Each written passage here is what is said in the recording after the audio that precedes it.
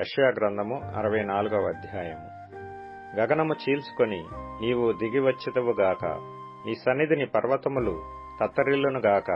నీ శత్రువులకు నీ నామమును తెలియజేయుటకై అగ్ని గచ్చపొదలను కాల్చు రీతిగాను, అగ్ని నీళ్లను పొంగజేయు రీతిగాను నీవు దిగి వచ్చెదవుగాక.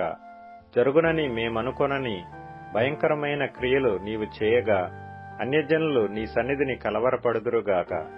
నీవు దిగి వచ్చెదవుగాక, నీ సన్నిధిని పర్వతములు తత్తరిల్లునుగాక.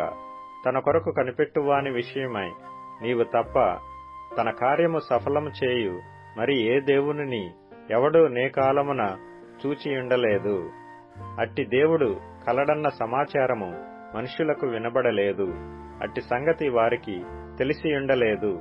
నీ మార్గములను బట్టి నిన్ను జ్ఞాపకము చేసుకొనుచు సంతోషముగా నీతిననుసరించు వారిని నీవు దర్శించుచున్నావు.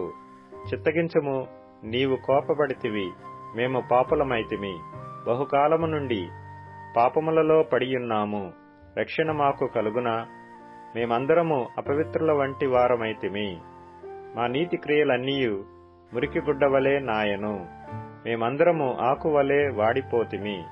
గాలి వాన కొట్టుకొని పోవునట్లుగా మా దోషములు మమ్మును కొట్టుకొని పోయెను. నీ నామమును బట్టి మొర్రపెట్టువాడొకడునూ లేకపోయెను. నిన్ను ఆధారము చేసుకొనుటకై తన్ను తాను ప్రోత్సాహపరుచుకొనువాడొకడునూ లేడు.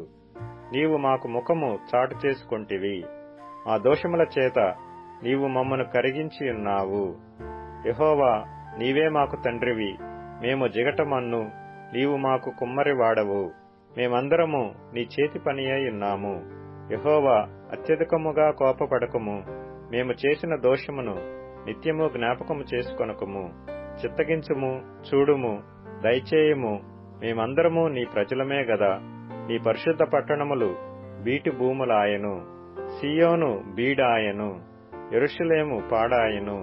మా పితరులు నిన్ను కీర్తించుచుండిన మా పరిశుద్ధ మందిరము, మా శృంగారమైన మందిరము అగ్నిపాలాయెను. మాకు మనోహరములైనవన్నీయు నాశనమైపోయెను. యెహోవా, వీటిని చూచి ఊరకుందువా? మౌనముగా నుందువా? అత్యధికముగా మమ్మను శ్రమ పెట్టుదువా?